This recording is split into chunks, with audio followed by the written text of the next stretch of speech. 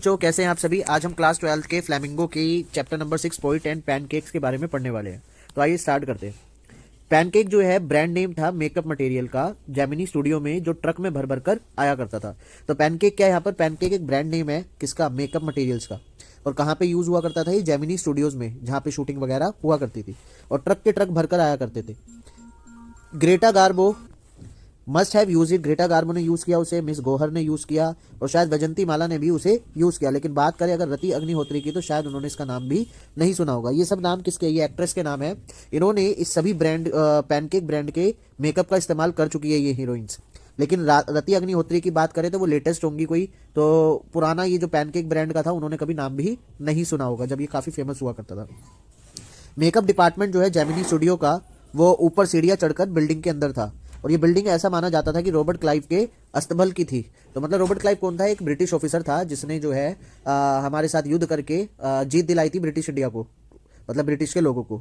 तो इसलिए ऐसी मजाक में बोला जा रहा है कि रॉबर्ट क्लाइव का अस्तबल लगता था वो, जहाँ पे घोड़े वगैरह रखे जाते थे। ठीक है।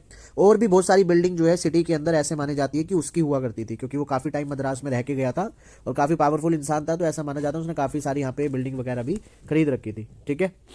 रॉबर्ट क्लाइव जो है उसने कई जगहों पर घूमा, फाइटिंग भी करी, उसके अलावा बैटल्स भी जीते उसने इंडिया के अंदर, और शादी करी सेंट मैरी चर्च में, जो कहाँ पड़ता है, मद्रास के अंदर ही पड़ता है। इसलिए यहाँ की ज्यादातर बिल्डिंग उसकी बताई जा रही है। ये एक कवि का लिखने का तरीका है जो मजाक में लिख रहा है, एक तरीके से व्यंग मार रहा है वो। ठीक है, व्यंग कर रहा है वो।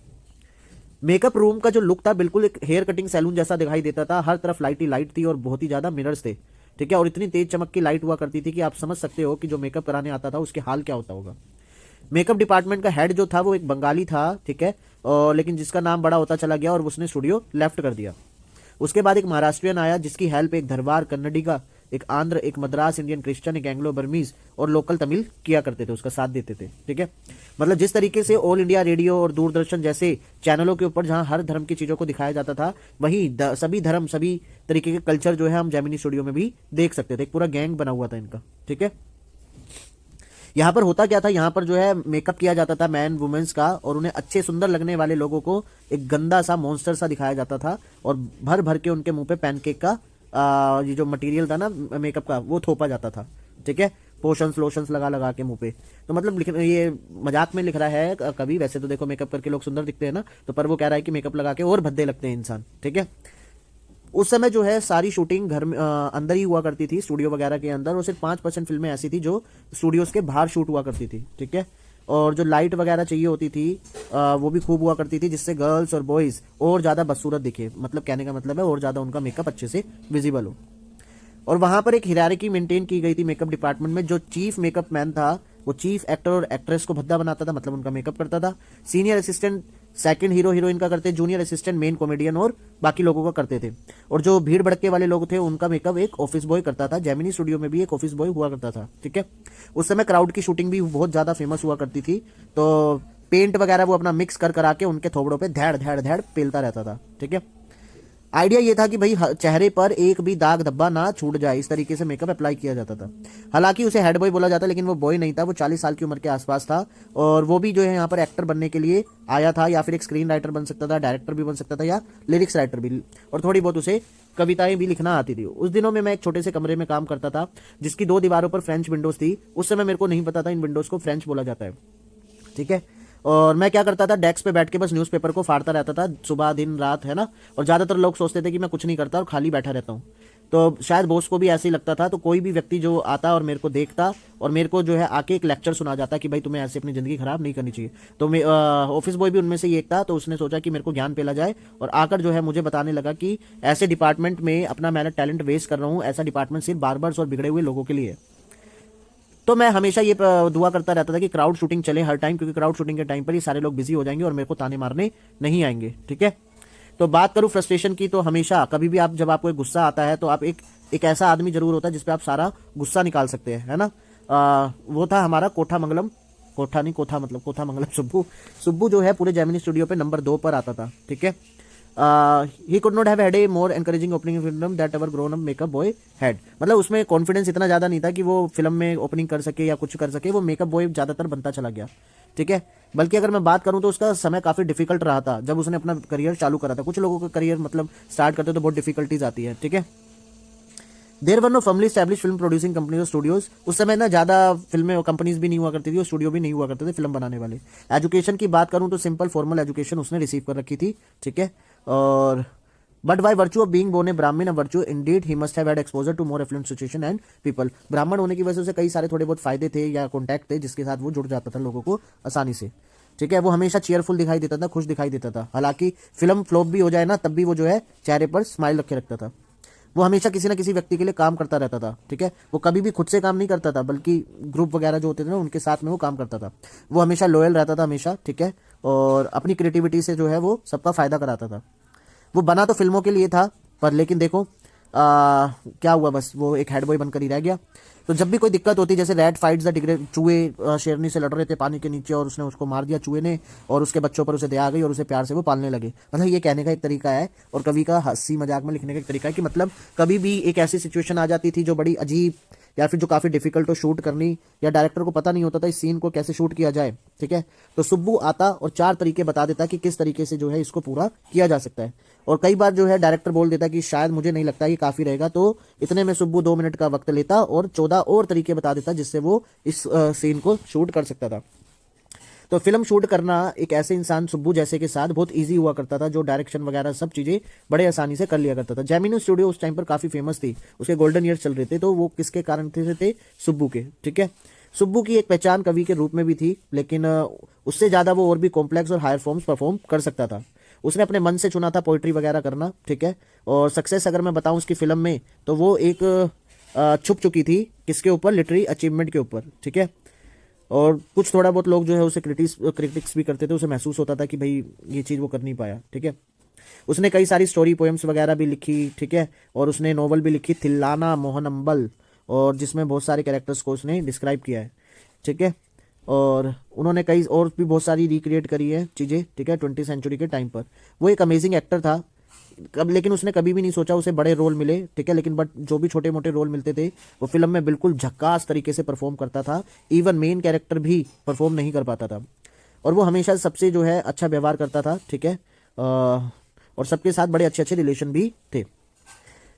सुब्बूस नेचर जो है बहुत ही ज़्यादा कॉन्शियस था, ठीक है। वो सबको जो है सपोर्ट करता रहता था, सबकी हेल्प करता रहता था। ऐसा व्यक्ति हमेशा जो है चेयरफुल रहता है, लेकिन उसके बावजूद भी उसके एनिमीज थे, ठीक है।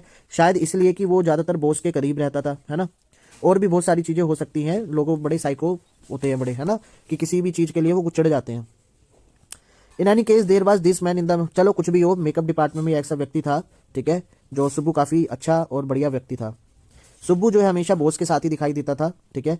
हालांकि जो है वो एक ग्रुप में था, जो डिपार्टमेंट था वो था स्टोरी डिपार्टमेंट, जिसमें एक लॉयर, एक राइटर और एक पोइट्स थे कुछ थोड़े बहुत, ठीक है। जो लॉयर था वहाँ का वो उसे लीगल एडवाइजर बोला जाता था, ठीक है। लेकिन सब लोग उसे जो है अपोजिट ही मानते थे उसके। एक एक्सट्रीमली टैलेंटेड एक्ट्रेस भी थी जो मतलब थोड़ी गुस्सा हो जाया करती थी, एक बार जो है सेट पे भड़क गई। जब सब लोग शांत खड़े थे तो लॉयर चुपचाप उसने रिकॉर्डिंग इक्विपमेंट ऑन करा और एक्ट्रेस की सारी बातें रिकॉर्ड कर ली। और जब एक्ट्रेस रुकी तो लॉयर ने उसे बोला कि 1 मिनट प्लीज, और उसने जो है रिकॉर्डिंग प्ले कर दी।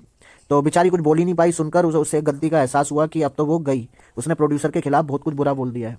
तो जब उसने अपनी वॉइस सुनी तो वो चुप हो गई एकदम से, और एक अच्छी खासा टैलेंट जो है इस तरीके से स्टेज पे से हमेशा के लिए गायब हो गया। और उसका करियर खत्म करने वाला और कोई नहीं, लॉयर था, ठीक है, जो कि स्टोरी डिपार्टमेंट से ही बिलोंग करता था। और ना चाहते हुए भी उसकी इस हरकत की वजह से उसका करियर एंड हो गया। सभी मेंबर जो है डिपार्टमेंट के एक तरीके की यूनिफॉर्म पहनते थे, खादी धोती, थोड़े से ओवरसाइज हुआ करते थे, और खादी शर्ट हुआ करती थी। लेकिन लीगल एडवाइजर जो लॉयर था वो पैंट पहना करता था, टाई पहना करता था, कई टाइम पर कोट भी पहन के आया करता था, ठीक है। वो हमेशा अकेला दिखाई देता था और हेल्पलेस दिखाई देता था।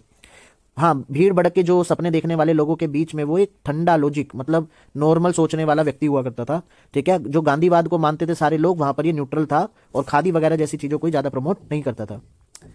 बहुत सारे लोग जो है बॉस के करीब रहा करते थे फिल्म बनाने के लिए, ठीक है। उस समय जो है बहुत सारा रॉ मटेरियल और पैनकेक जो है यूज किया जाता था, ठीक है। और ये सब फिल्म के लिए होता था। एक दिन बॉस जो है उन्होंने स्टोरी डिपार्टमेंट बंद करने का सोचा, और ये इस ह्यूमन हिस्ट्री में पहली बार ऐसे हुआ था कि उसमें कौन थे, ज्यादातर कवि थे ना, पोइट्स थे। उस पोइट्स के काम ना होने की वजह से लॉयर की जॉब चली गई, क्योंकि वो भी उसमें अंदर शामिल था, है ना, स्टोरी डिपार्टमेंट में।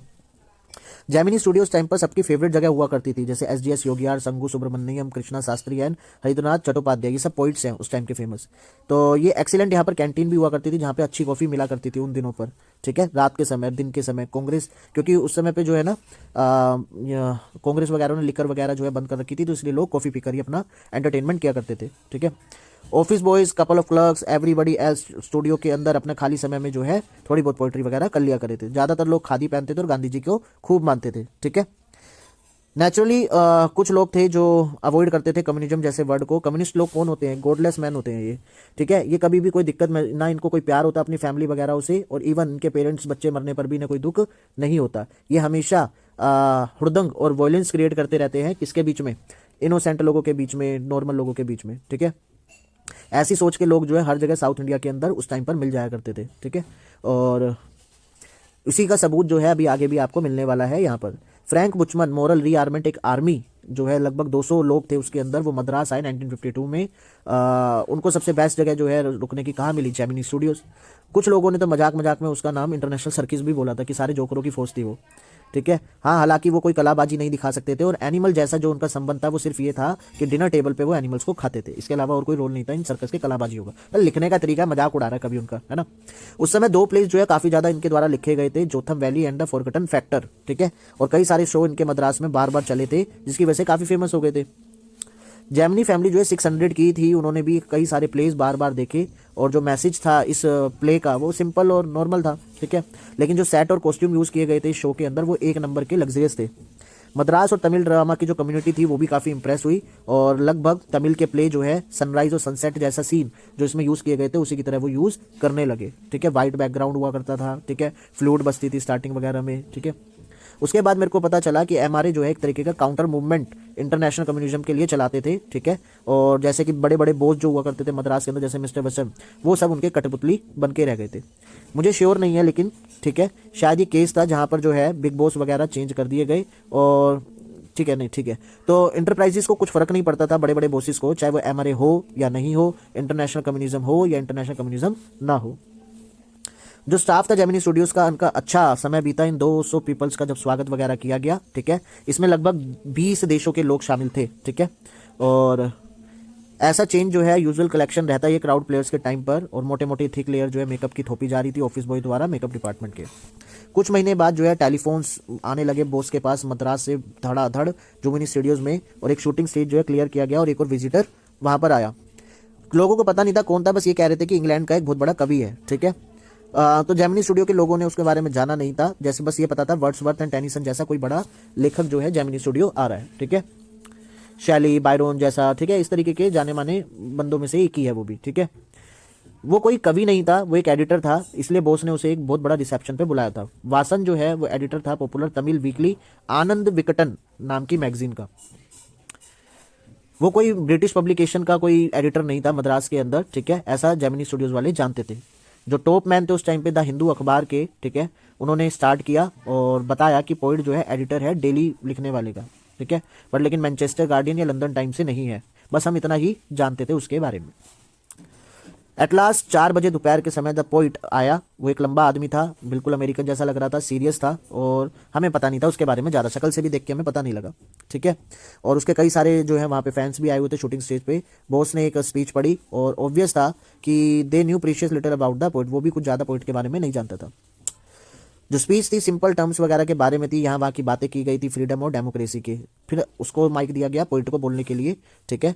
और कोई भी नहीं जानता था कि वो क्या बोल रहा है, क्योंकि उसका एक तो एक्सेंट बड़ा डिफरेंट था, और वो इंग्लिश भाषा में बोल रहा था, तो किसी को समझ में नहीं आ रहा था। 1 घंटे तक उसका भाषण चला, और उसके बाद जो है फाइनली सब बात कर रहे थे आखिरकार भैया हम कर क्या रहे हैं, ठीक है। और ये इंग्लिश पोइट यहाँ पर एक फिल्म स्टूडियो में क्या करने आया है, जो कि तमिल फिल्में बनाती है जेमिनी स्टूडियो, है ना।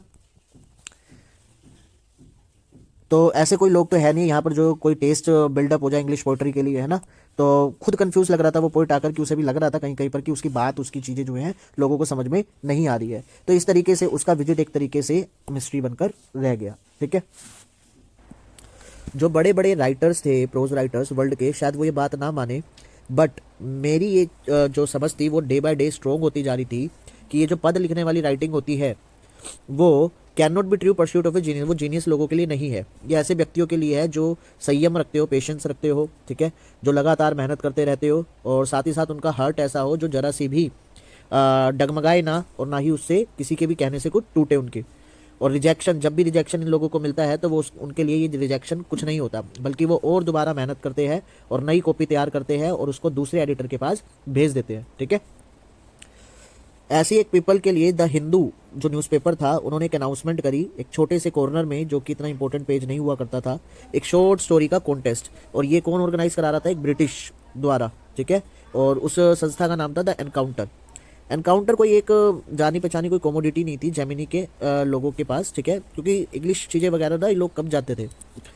तो मैं इसके बारे में थोड़ा आइडिया इकट्ठा करना चाहता था कि इससे पहले जो है मैं कुछ सेंड करूं, पोस्टेज वगैरह करूं इंग्लैंड को, क्योंकि उस टाइम पर ब्रिटिश काउंसिल लाइब्रेरी में एक एंट्रेंस पे बड़े बड़े बोर्ड नहीं हुआ करते थे, नोटिस नहीं हुआ करते थे, जिससे आपको थोड़ा डर लगे अंदर जाने में और आपको लगे कि एक ऐसे एरिया में घुस रहे हैं जहाँ पर घुसना मना है, ठीक है। वहाँ पे बहुत सारी द एनकाउंटर के बारे में कॉपीज़ पड़ी हुई थी, अलग अलग डिग्रीज की फ्रेशनेस से भरी, ठीक है। लगभग किसी ने भी उसे टच नहीं किया था। मैंने एडिटर का नेम पढ़ा तो मेरे दिमाग में एक घंटी बजी और मेरा दिल जो है थोड़ा सा धक धक करने लगा तेज की। ये तो वही पॉइंट था जो जेमिनी स्टूडियोज़ में आया था। मुझे ऐसा लगा कि जैसे कि मेरे को खोया हुआ मेरा भाई मिल गया है और मैं गाना गाने लगा, और मैं एनवेलप जो है सील कर रहा था, और मैंने जो है एड्रेस वगैरह लिखते समय मुझे ऐसा लग रहा था कि शायद वो भी ऐसा ही सेम महसूस कर रहा होगा। हमें ऐसा लग रहा था जैसे इंडियन फिल्म में बिछड़े दो भाई शुरुआत और लास्ट में फिल्म खत्म करते हैं सेम गाने के साथ, है ना। स्टीफन स्पेंडर उसका नाम था जो उसमें लिखा हुआ था। और 1 साल बीत गया, मैं जेमिनी स्टूडियो से निकल चुका था, ठीक है। अब मेरे पास टाइम बहुत था लेकिन पैसे ज़्यादा नहीं थे, तो कोई भी चीज़ जो सस्ती मिलती वो मेरा ध्यान आकर्षित कर लेती थी। एक बार फुटपाथ जो मद्रास माउंट रोड के पोस्ट ऑफिस के सामने थी, वहाँ पर एक बंडल बिक रहा था नई बुक्स का, और हर एक किताब 50 पैसे की बिक रही थी। ये सेम बुक की कॉपीज़ थी और बड़ा ही शानदार पेपर बैक था अमेरिकन ओरिजिन का। तो लो प्राइस स्टूडेंट एडिशन था ये, ठीक है। और ये किसके बारे में था? 50 एनिवर्सरी ऑफ रशिया रेवोल्यूशन के।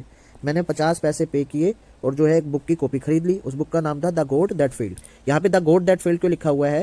क्योंकि उस समय में ना लोग ना इक्वलिटी, ठीक है, इन सब चीज़ों पे ज़्यादा जोर देते थे ना, कम्युनलिज्म पे। कम्युनलिज्म का मतलब होता है जहाँ पर सारी व्यवस्था सोसाइटी द्वारा चलाई जाए, लोगों द्वारा चलाई जाए, लोग इक्वल हो, रिच और पुअर के बीच में डिफरेंस कम हो, तो उस चीज़ को वो गॉड मानते थे। लेकिन वो गॉड जो ये थी ना व्यवस्था, ये फेल हो गई, इसलिए बुक का नाम रखा गया द गॉड दैट फेल्ड। इसमें 6 बड़े बड़े ऐसे दिए गए थे जो अलग अलग राइटर्स द्वारा लिखे गए थे, ठीक है। इसमें बताया गया किस तरीके से उन्होंने कम्युनिज्म का पे विश्वास रखा, लेकिन वो विश्वास उनका टूट गया। कौन थे? Andre Gide, Richard Wright, Ignazio Silone, Arthur Koestler, Louis Fischer and Stephen Spender. Stephen Spender अचानक से जो बुक काफ़ी सिग्निफिकेंट इंपॉर्टेंट हो गई मेरे लिए, क्योंकि स्टीफन स्पेंडर तो वही पॉइंट था जो जेमिनी स्टूडियोज़ में आया था। मुझे ऐसा लगने लगा कि मेरा जो माइंड है वो खाली हो चुका है, ठीक है, और मुझे इल्यूमिनेशन होने लग रहे हैं हैसी टाइप वाले। जो रिएक्शन था स्टीफन स्पेंडर का एट जेमिनी स्टूडियो, वो अब एक मिस्ट्री नहीं रहा। जो बॉस थे जेमिनी स्टूडियो के, शायद उनका स्पेंडर्स की पोइट्री से लेने देना कुछ नहीं था, but not with is God that fell. लेकिन जो गॉड थे जो फेल हो गए हैं, उनसे भी नहीं, ठीक है। तो मतलब स्टीफन स्पेंडर ने भी वो लिखा था, कम्युनिज्म वगैरह को प्रमोट करने आया था वो जेमिनी स्टूडियोज में। अब जाकर उसे समझ में आ रहा है कि आखिरकार वो करने क्या आया था, ठीक है। तो इस तरह से ये चैप्टर खत्म हुआ। होप आपको वीडियो अच्छी लगी होगी, तो प्लीज़ लाइक कर दो, भर भर के कमेंट कर दो। आप जब तक कमेंट नहीं करेंगे मेरी वीडियो आगे तक रीच नहीं करेगी, तो लाइक भी करो और कमेंट भी करो। Thank you.